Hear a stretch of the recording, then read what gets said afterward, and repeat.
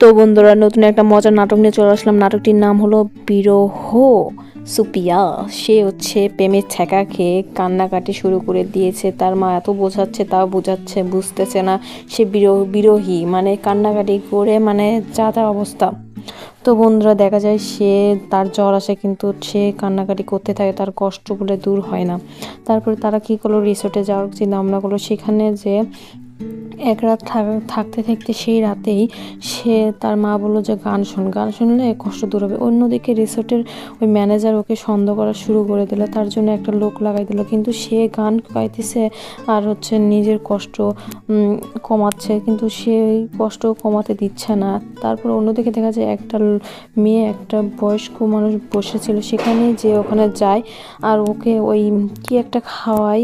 তারপর থেকে সে হাসতে হাসতে তার মার কাছে আসে। তো বন্ধুরা, তার পরের দিন কিন্তু সে ভুলটা বুঝতে পারে আর তার কষ্ট কমে যায়, কিন্তু সে আবার কান্নাকাটি করে। তো বন্ধুরা, নাটকটি ভালো লাগলে অবশ্যই কমেন্ট করে জানাবেন। আমার চ্যানেলটি সাবস্ক্রাইব করে পাশে থাকবেন, লাইক কমেন্ট শেয়ার করবেন।